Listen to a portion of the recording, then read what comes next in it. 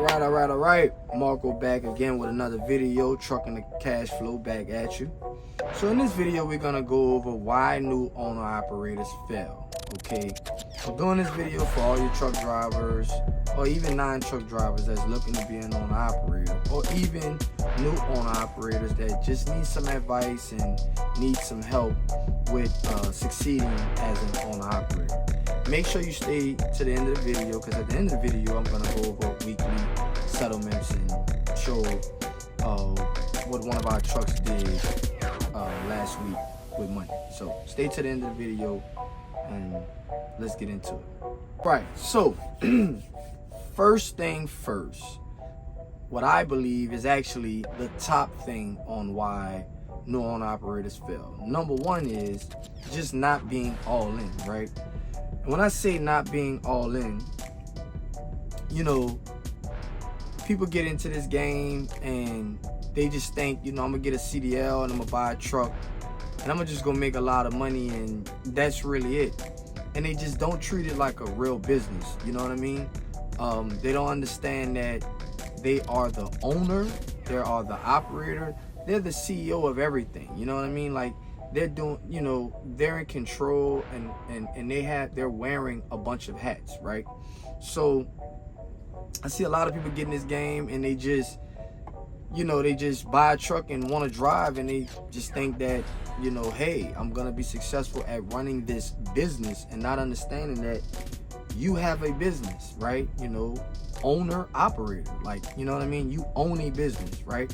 So, you know, I know a lot of people, they don't study, don't read no books, they don't do no research on how to run a business. They don't do no research about credit, you know, about trucking, about the market, the industry, you know, the current market that they're in. You know, they're nowhere near all in at all. You know what I mean? Like, they're not dedicated, you know what I'm saying? They look at other people and they're like, oh, they're making money, so let me go jump into this. But as soon as they truck break, they're not willing to go take out a loan to keep the business going, or they're not willing to switch niches to keep the business going, or they're not willing to go to work weeks at a time and just do what needs to be done to actually succeed in this business, right? So that's the top thing, you know, not being all in. You have to be all in, especially if you're gonna get in trucking, right? It's a high capital intense business, and it's very, very competitive. You get what I'm saying? So you have to be all in. When that truck breaks down, you can't get so emotional and want to quit.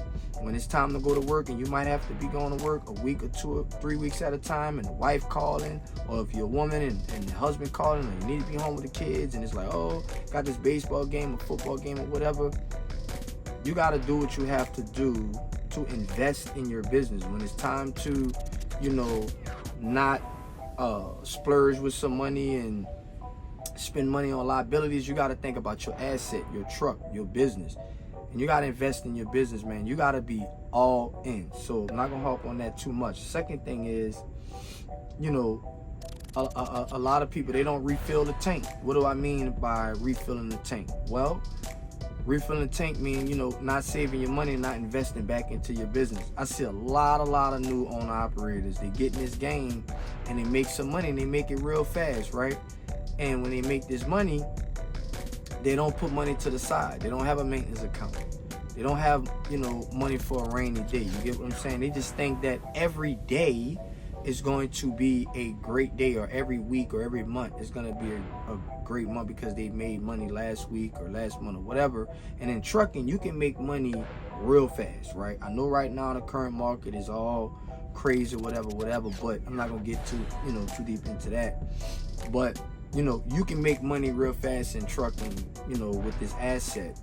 And a lot of people, they spend money fast. They go buy the new cars and the new Charger, new Challenger, and, you know, and they go on these trips and they, you know, vacations and whatever they decide to spend money on, and they don't understand that next month they could be facing a, you know, $1,000 to $10,000 tow bill and $1,000 to $10,000, you know, mechanic bill. You get what I'm saying? Very easy, and it can happen like that. Real talk. So that's number two. I'm only gonna go with maybe 5 to 6 things, right? But in my opinion, these are the top things, right? The next thing is high operating costs. Time and time again, listen, I have a lot of, people call me. Some are young, younger guys in their, early 20s or mid 20s, and some are even older, might be 40s and 50s, and they get in this game, and they new to the game, and they get this very, very, very high operating cost. They just believe, or they seen some things on YouTube or whatever, and it's like, well, I can pay for it.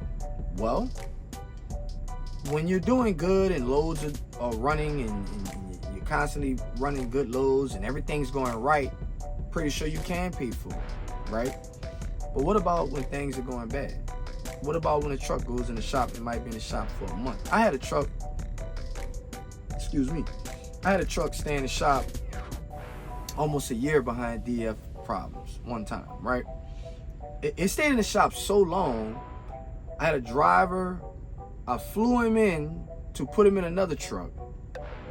The truck, he quit, right? Went and got another job, came back, and when he came back, I flew him right back out to pick up that very same truck again. And he was like, man, you still got this truck? I mean, the truck is still in the shop? I'm like, yeah, man, it's the same truck, it's still in the shop. The truck was almost in the shop a year, literally a year behind DEF problems, right? Now that's, a while back, but these things can happen.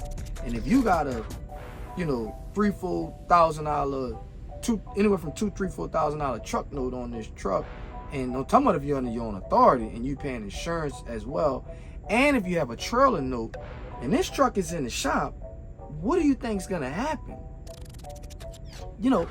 Think about that, right? You just might want to think about that. So to solve that is, run your numbers. Do not get into something that is too expensive for you, to where you cannot hold it down when you're not making money. Not about when you are making money. Think about when you're not making money. Think about when the truck goes in the shop. Think about if you want to go on vacation. Think about if you just want to take off for a week or 2 or 3 or whatever. Think about that, right? You don't want to create a situation to where it's like, oh man, I want to come off my job and I just, I don't want to be a slave to the job no more. But you made it to where you're a slave to your truck note now, right? Or your trailer note, all into one, right? So think about that. Next thing, I see it all the time, right? And I kind of covered this in one of the other ones, so maybe this is one and the same, but a lack of education on the business. So many people, they get into trucking and they get in, they become an owner operator, and they just have a lack of education on business, period, right? They're not learning about credit. They're not learning on how to have a credit card, take the credit card, pay for their fuel, get points from the credit card. Now they can leverage the points for their credit card, or maybe turn it into cash, get a fuel account to where they can get cheaper fuel, right? Or just, and that's just some small things, right?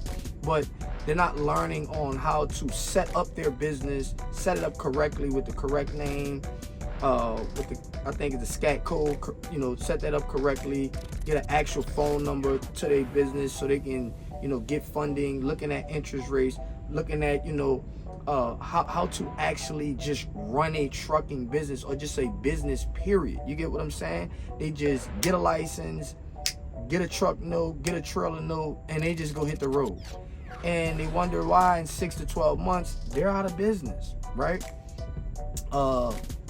Some or all of these things, I was a victim to. I don't even gonna say a victim to. I done these things as well. That's how I'm telling you, this is why, a lot of new owner operators, and they fail. So, they just have a lack of education. I would say, listen, read books, go, go on Amazon and just type in trucking. Go on Audible, especially if you're already a truck driver. Go on Audible, type in trucking. Look at, some Audibles, and just listen to some audible books on trucking, right? Go on YouTube, right? And watch videos and look at what owner operators are saying. Look at, people that's running trucking business are saying. Go on Facebook, go on these Facebook groups.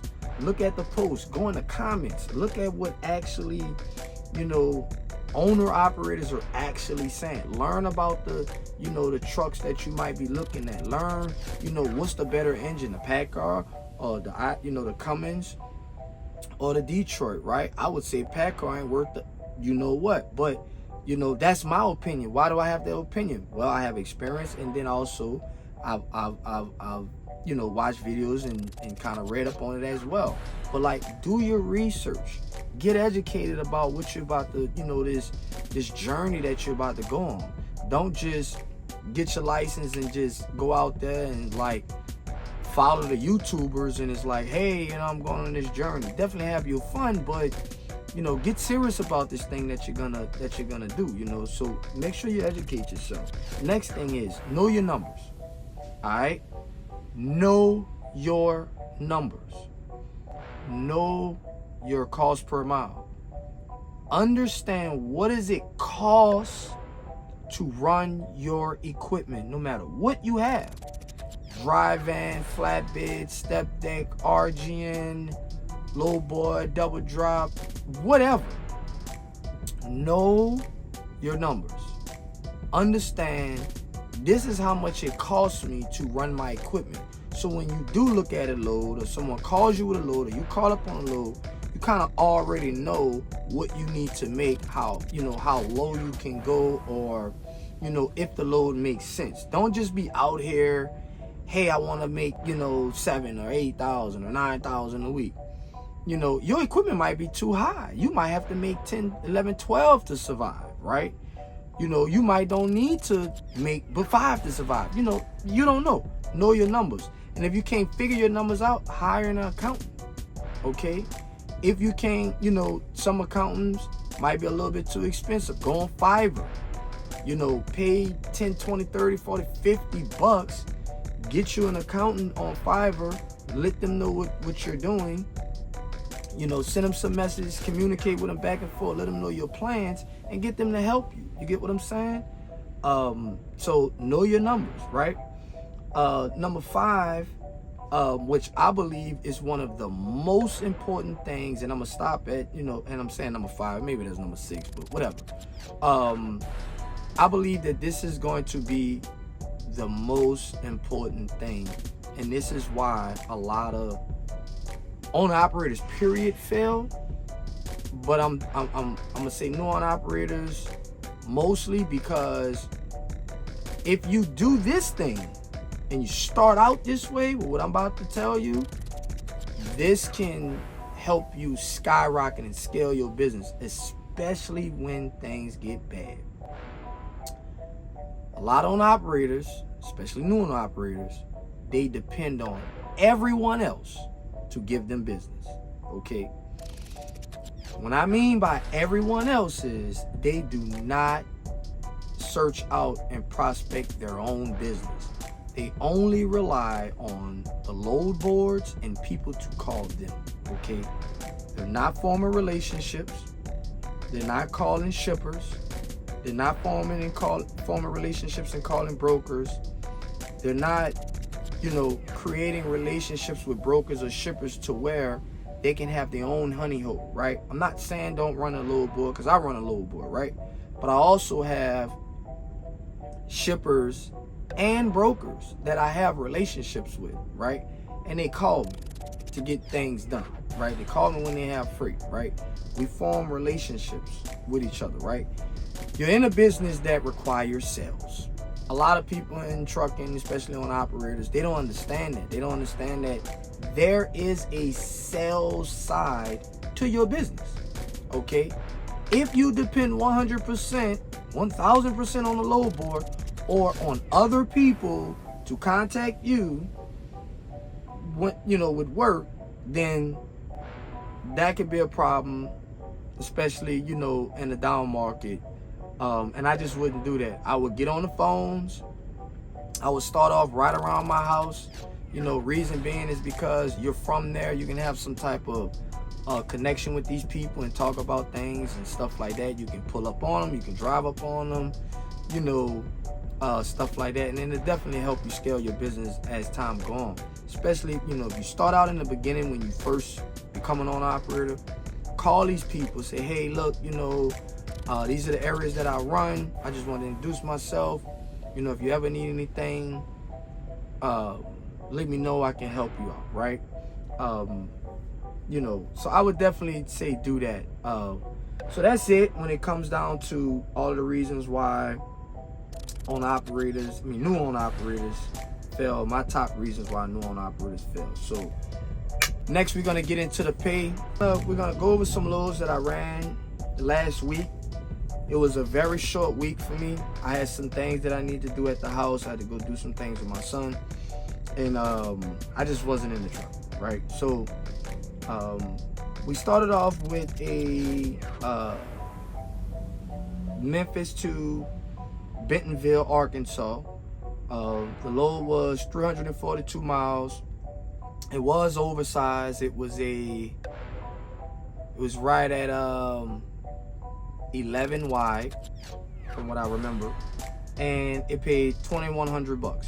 All right, on 342 miles. Okay.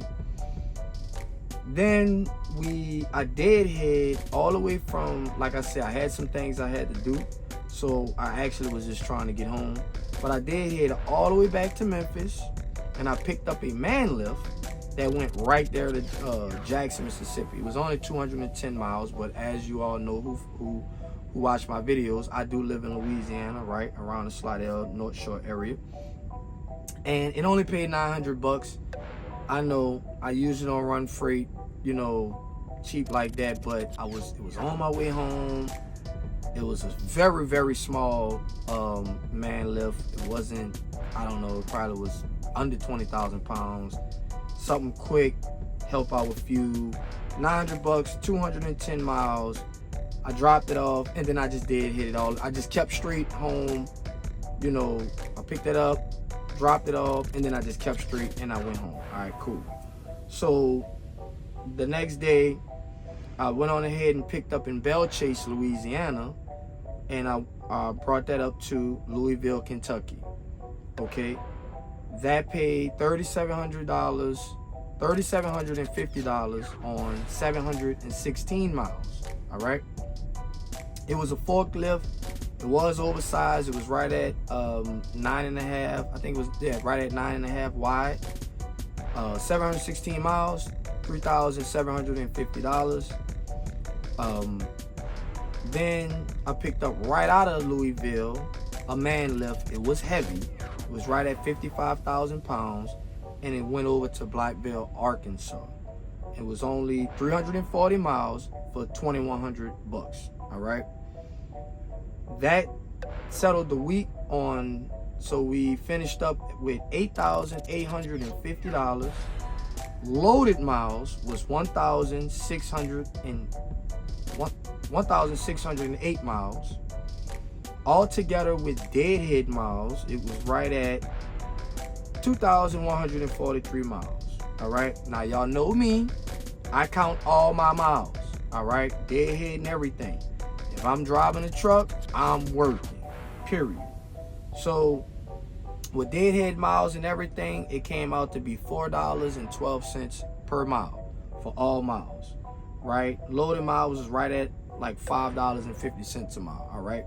And that finished the week, y'all. You know, so grossed out at $8,850. Total miles with deadhead and everything was 2,143 miles. Loaded miles was only 1,600, basically 1,600 miles. Not bad, you know, definitely could do a lot better, but wasn't bad. So that was it for the week.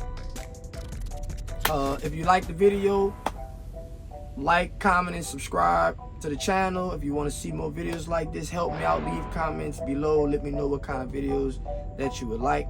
I hope this video was some help to you, and I'll see you in the next video. Back at you, Marco, Trucking the Cash Flow. Peace.